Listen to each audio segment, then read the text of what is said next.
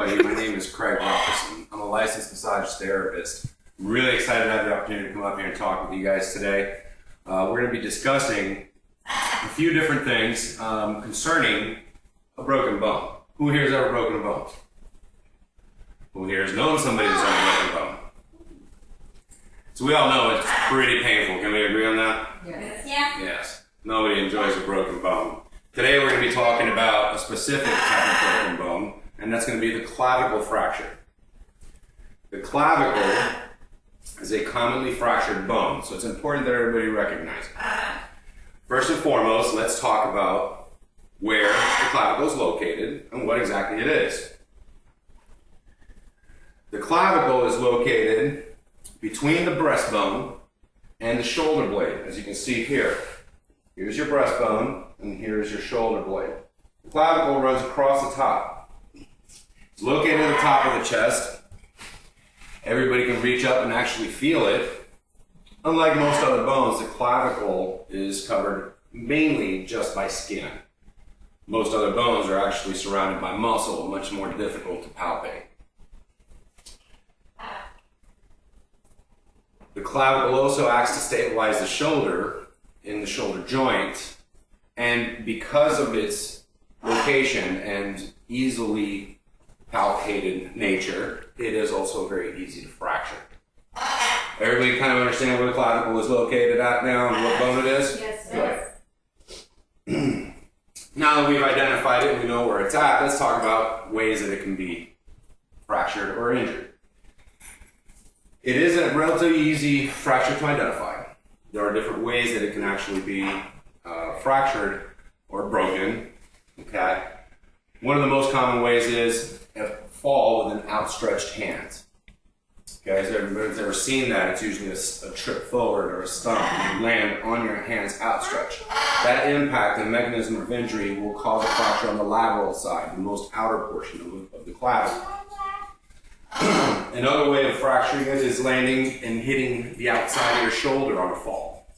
Or running into something and hitting the outside of your shoulder. It will cause a compression fracture of the clavicle, and usually it will break in more than one place.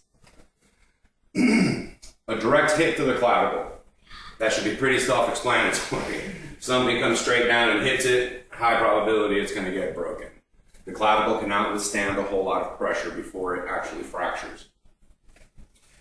Surprisingly enough, clavicles can also be fractured during childbirth. Babies have been known to fracture a clavicle during passage through the birth canal in an awkward position. Now that we've talked about ways that you can injure it, let's talk about how we can identify it and treat it. Okay? Typically, clavicle fractures can actually be identified like most other fractures. There's going to be pain at the site of the injury. That goes without saying. There's going to be a loss of movement, generally in the shoulder itself. Once it's actually fractured, you're not going to want to move the shoulder a whole lot. It's going to create a lot of pain, and it will refer the pain.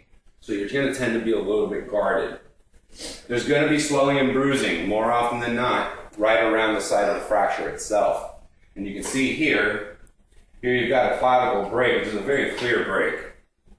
And you can see under the skin how it can swell and bruise immediately right around the side of the fracture. Now this is an example that's very clear in its nature of fracture. There are other fractures a little more difficult, but still you will have all the signs and symptoms. You will have the swelling and the bruising, you'll have the pain at the site, and you will have a loss of motion at the shoulder joint. Now, more often than not, clavicle fractures are going to need to be confirmed by x-ray. Not because we don't already know that it's broken, but because we need to know how it was broken in order to be able to treat it properly.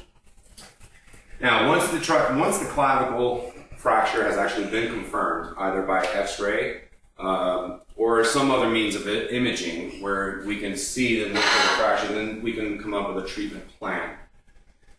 Usually, more often than not, clavicle fractures can in fact be successfully treated without any invasive procedures, meaning you don't have to have surgery. You don't got to go in there, cut you open, and do any kind of repair work, which is a good thing. Surgeries tend to prolong healing processes for most injuries. One of the first things that in the course of treatment is, of course, alleviating the pain. We want to make the person comfortable. Nobody wants to sit there and endure the pain of a fracture for 8 weeks. True? Yeah, I sure wouldn't. So pain management will be the first thing. The next thing they're going to do is they're going to immobilize the area. This is usually accomplished with either a sling and swath, okay, which in this case you're going to see a figure 8, which is also known as a type of a sling and swath.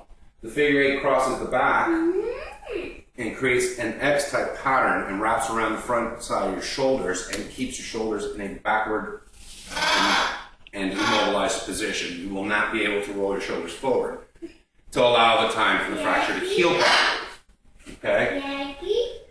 Exercise is going to be very important. After about 3 or 4 weeks of immobilization, you want to get that person out of that sling and you want to start exercising the area as soon as possible. You strengthen the muscles again, help to strengthen the area so that it doesn't re-injure itself.